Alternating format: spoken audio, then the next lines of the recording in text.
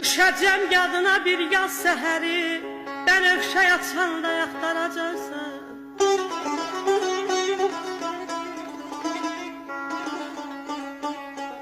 Düşəcəm yadına bir yaz səhəri, bənövşə açanda yaxtaracaqsan. Gizlədərək səni boğan qəhəri, məni öz içində yaxtaracaqsan.